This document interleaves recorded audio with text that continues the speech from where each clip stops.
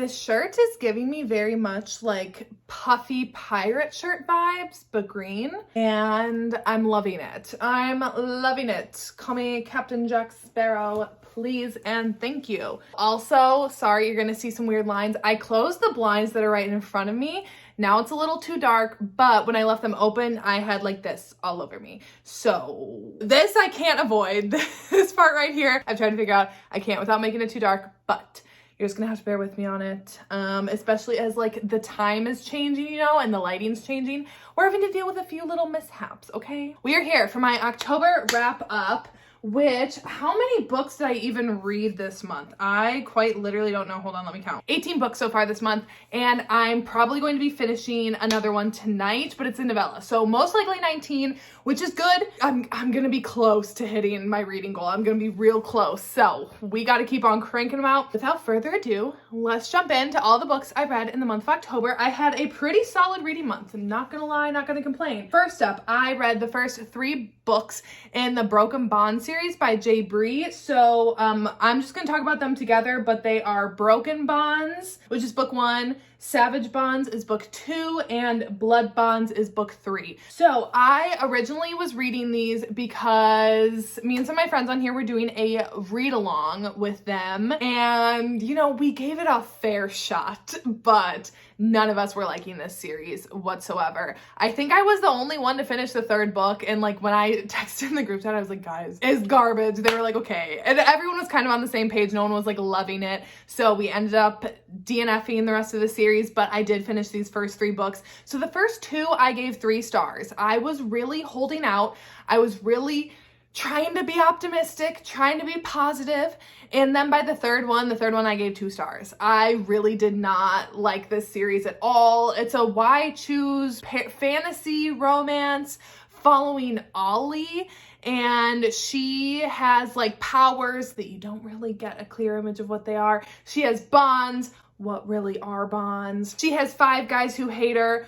Why do they really hate her? She ran away. Why did she run away? She hates herself. Why does she hate herself? You get no answers. This was the most frustrating series ever. The pacing just felt so off to me. I truly didn't care about the heroine. I didn't care about any of the 5 guys. I didn't care about their relationships.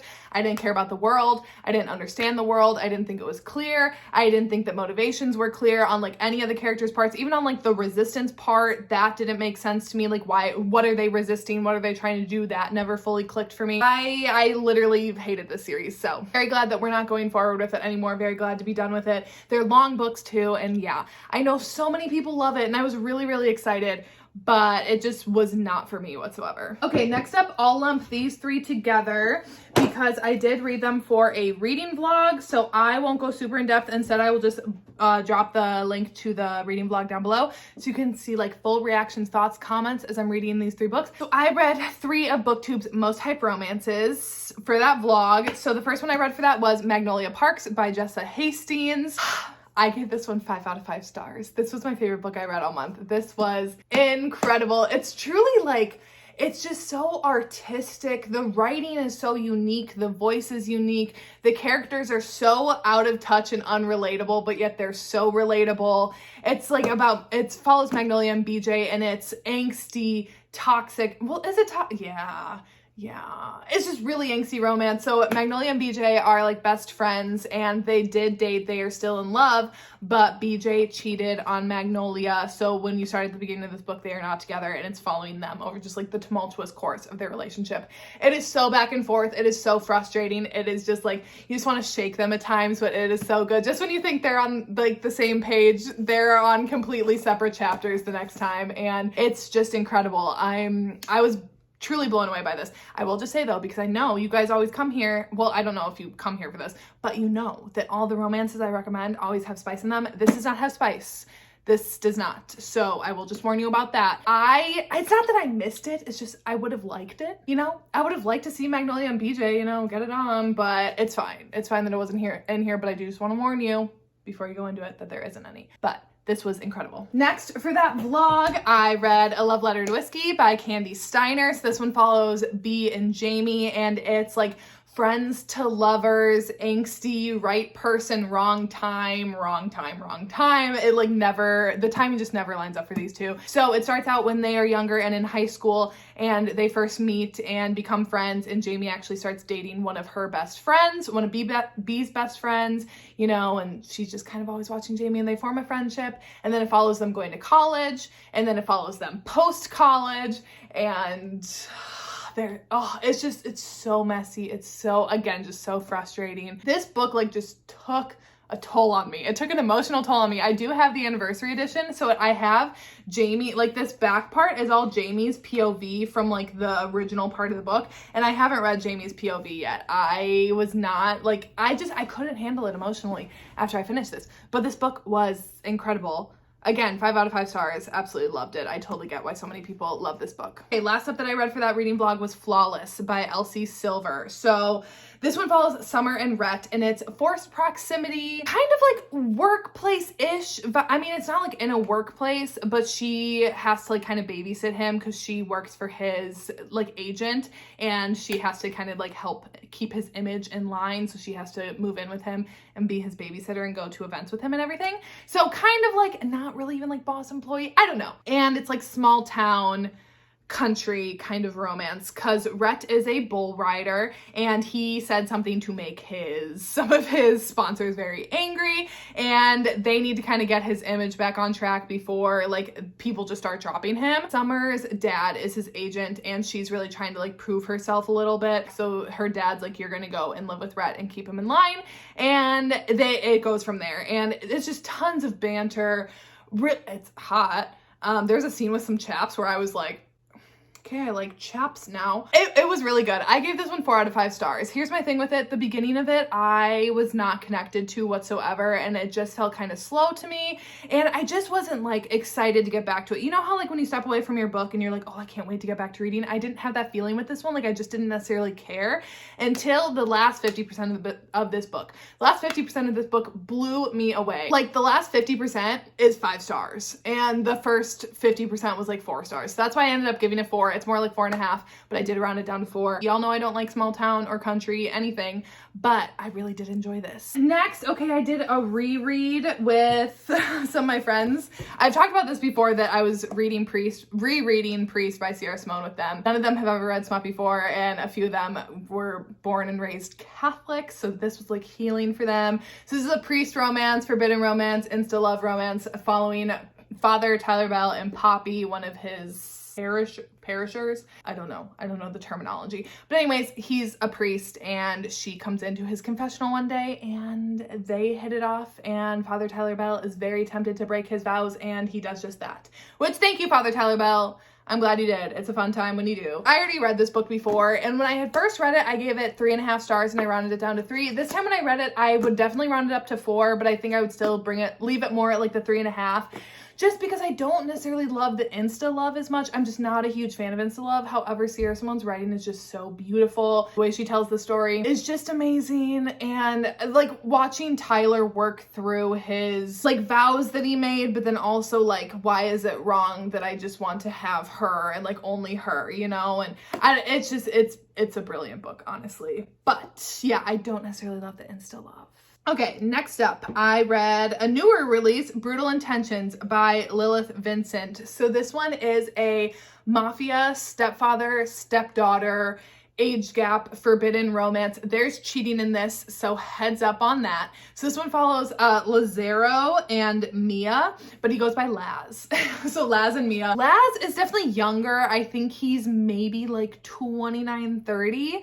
And he is one of the youngest in his brothers in his family. And they're like, we need to kind of keep you in line. And his older brother, who's like the head of their family now, is kind of holding his inheritance over his head. Where Laz wants to like get out of the business. He just wants to like run his car garage and just kind of like live his life. But his brother's instead like, no, you're going to marry this one woman who is widowed.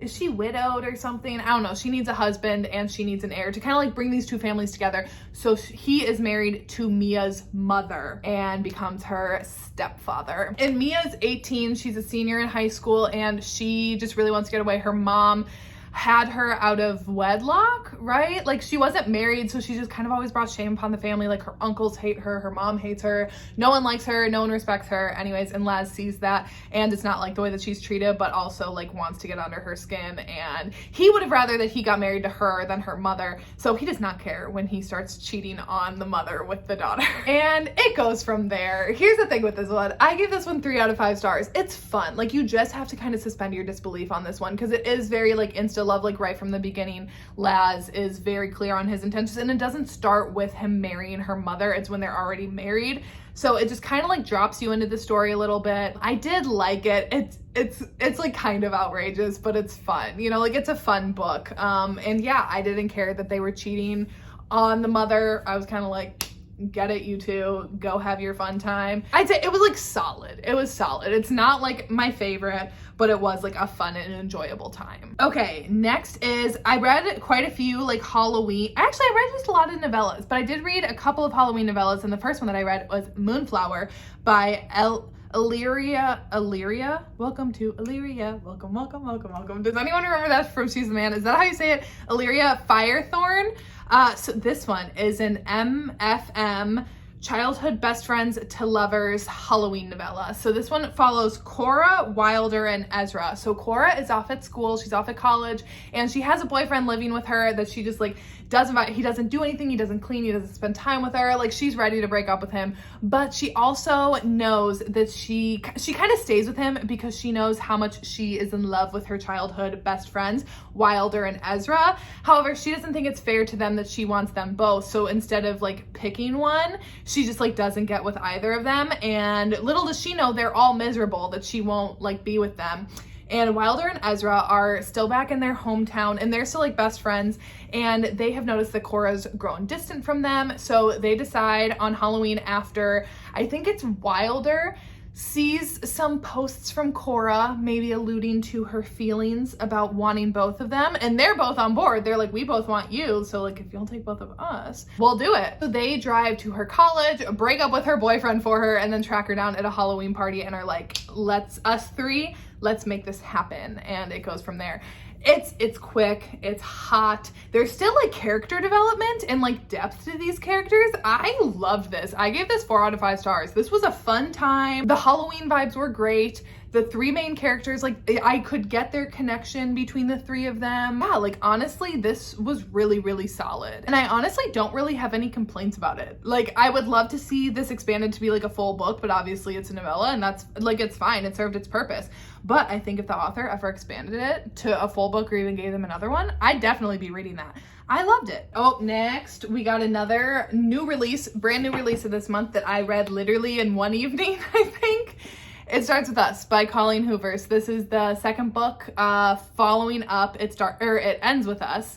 Very popular. I was perfectly fine with imagining them being happy. Like I don't think this book needed to exist, but I did enjoy it. So obviously I read it. I'm not gonna say really, I guess, a lot about the first book. You just have to read it to read this one. So it definitely follows Lily and Atlas immediately after It Ends With Us. Like it picks up like literally right same day, same time, like just a couple of hours later. I did really enjoy this. Here's the thing, y'all know I don't like love epilogues. I don't really care like to see couples happy and in love. I'm more like the journey that it takes to get there. So I was fine imagining them happy and in love. I am glad that we got it. Like this was cute. I really liked getting Atlas's POV. I liked especially some of the plot points that Atlas had that I don't really want to say to like spoil anything, but like his plot points in this, I liked. Ryle can just get the fuck out of here. Like absolutely hate him. He's still trash to this day. I liked seeing them be happy, but did I need it? No. I ended up giving this 4 out of 5 stars. There were points that I really enjoyed. There were points that I got kind of bored, but overall I enjoyed it. Will I ever reread it? I don't know, but it was good. It was like a solid book. Okay, next up I read another novella that Sarah Kate surprisingly dropped, Fire and Ash by Sarah Kate. So this one is a little like spinoff. You don't have to read Burn For Me, which is a standalone by her, in order to read this. However, this does follow one of the characters that you do see in that book, and you do see the 2 main characters from Burn For Me in this make like a little cameo. This one follows Pax and Thomas. So Thomas is the character from Burn For Me that you see. He is Everly's bestie, and and he is a professor at the same university as Everly, and one day he's on the side of the road and his car breaks down, so he calls a tow truck mechanic, repair person, whatever. They show up. That person happens to be Pax, and when Pax sees Thomas, Thomas sees Pax. They're both kind of like, okay, I think you're hot. Pax tows his car back to the garage, and they have a little quickie in one of the offices there, and it's kind of like okay, we're done. They part ways, whatever. And then the next day in class, who walks in but Pax? So now Pax is Thomas's student. So it is student teacher, it's MM, novella. I think that's kind of all of the tropes here. Yeah, and it's just a quick novella following that. I gave this one 3.5 out of 5 stars. It's definitely on the shorter end of novellas. Like Moonflower is a little bit longer. I think Moonflower's maybe like 120. 150. This was maybe like around 70. So you definitely don't get as much character development. Definitely don't get as much like relationship development, but it's like a solid novella. Like it was fun. I enjoyed it. I don't really have any complaints about it besides that it obviously just moved very quickly, which obviously like it had to do. So yeah, I don't know. It was solid. It's a solid novella, and I just really like Sarah Kate, so. And love seeing Thomas get a happy ending. Okay, next up, I read another novella, and one that I was highly anticipating, Falter by Fiona Cole. So this one it takes place in her Voyeur series. So if you haven't read the Voyeur series, first of all, I highly recommend. But this one follows the same couple that is from book 5 in that series, Liar. They all are standalone, so you could just like skip the first 4 books and jump straight into Liar. I don't like doing that. I like reading them in order, but you can do that. And also Fiona Cole said that you could read Falter as a standalone. I wouldn't recommend it. I do think it's much more beneficial to know like Kent and Olivia's full story, but obviously you could just jump into this if you don't want to read the full book ahead of time. But Falter follows Kent and Olivia, and it is a marriage in trouble novella, and age gap obviously, because Kent was Olivia's uncle's best friend, which you get into Liar. So in this book, it's them like 5 years after Liar, I think, and obviously Kent is still running his businesses, Olivia is doing her work, and Kent is just really, really busy with traveling and working, setting up hotels, working with the clubs, what have you. And Olivia is really trying to get pregnant and is really struggling to get pregnant and doesn't really want to let Kent in on knowing how that's making her feel and how it's making her feel like she's failing at something, and that like, why isn't it happening? Like everyone else around her is like having kids and getting pregnant easily, and like it's not happening for her. And it really kind of sends her into a spiral, and she takes out a lot of that anger on Kent and on people around her, and it's basically just following them as Olivia's struggling with that. I did really like this. I gave this 4 out of 5 stars. I always like novellas better when you know like the couple's going into it, because then like you don't really have to worry about any character like progression, or I guess like having the relationship feel like it's moving quickly because you already know these characters and know their backstory. So I do like prefer this style of novella over like Fire and Ash, where it's like you don't really know those two, and you get to see pretty much all of the other couples from the Voyeur series in this, which is fun. 4 out of 5 stars. Next, for Smut Club that I co-host with Cheyenne here on book 2, That Tall Book Girl, we read In Peace Lies Havoc. This was our October pick by Emma Jones. So here's the thing with this book.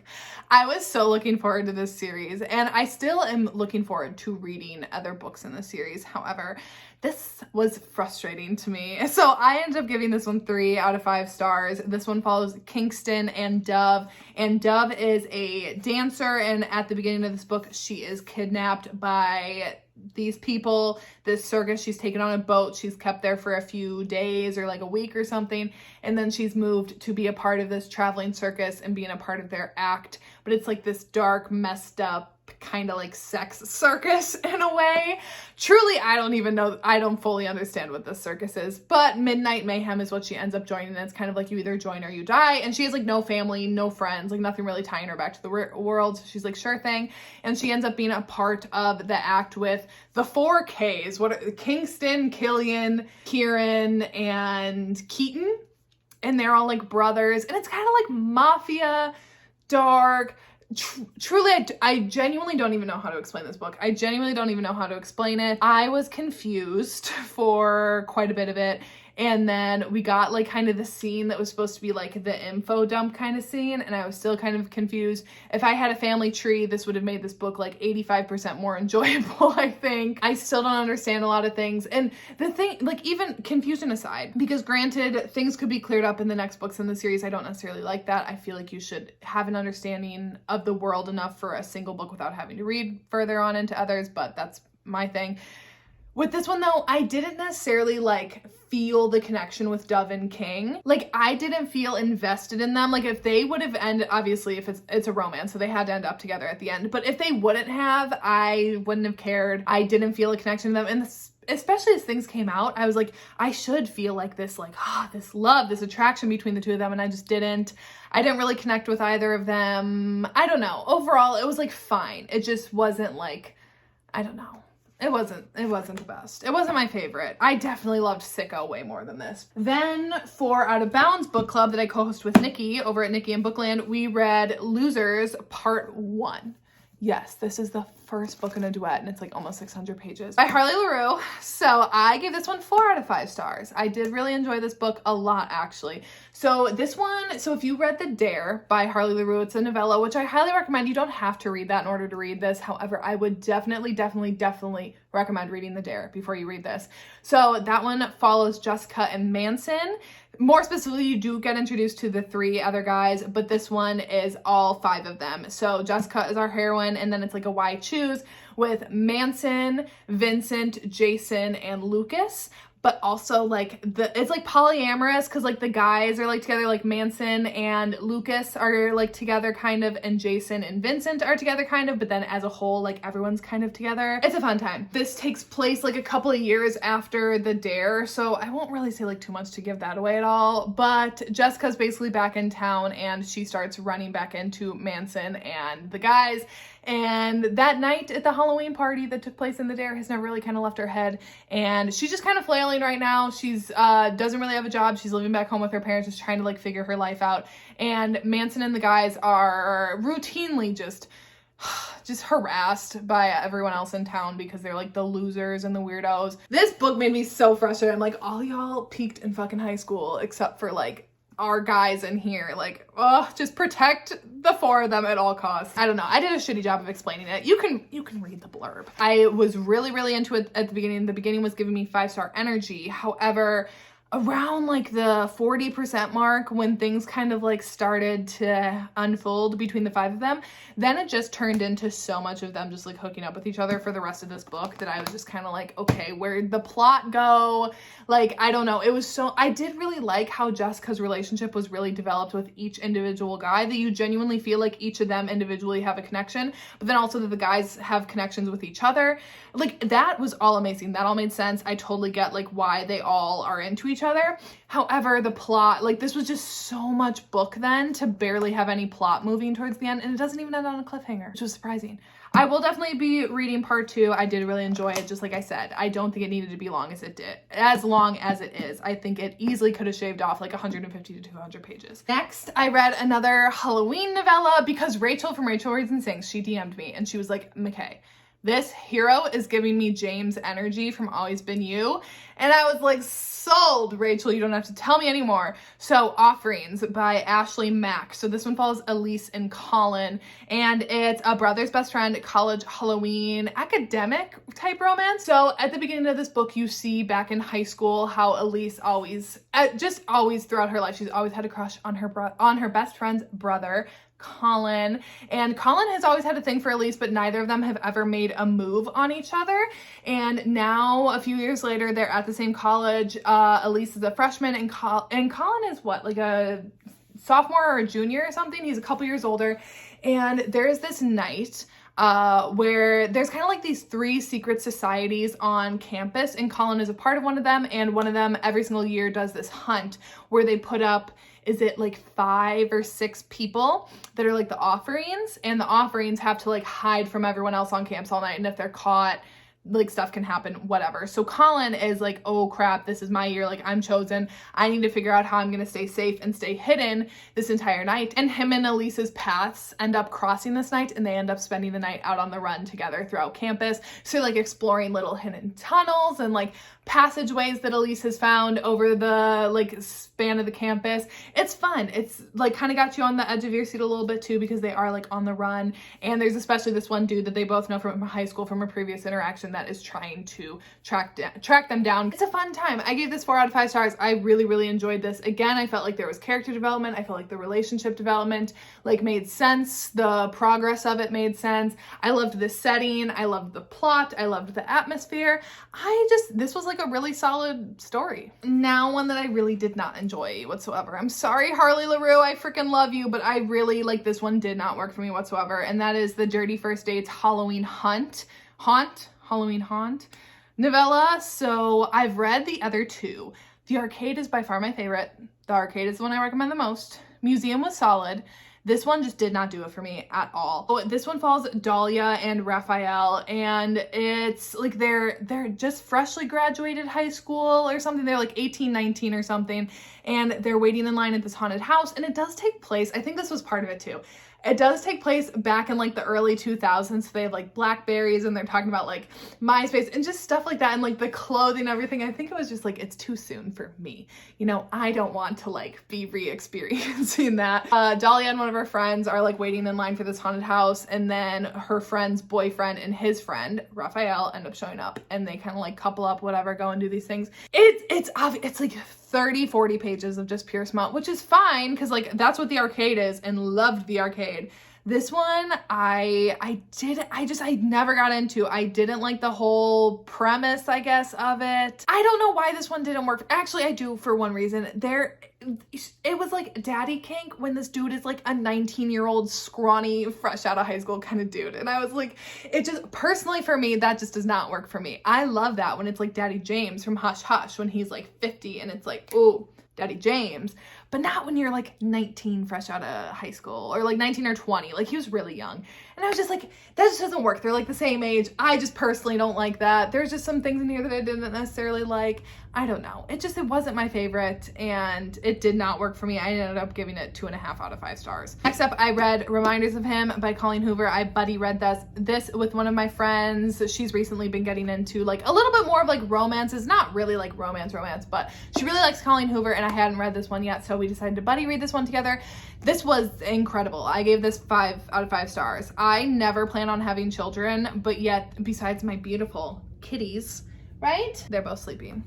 Besides having cats, I never plan on having human children, but this made me suffer. I felt every single emotion, frustration, desperation right there alongside Kenna.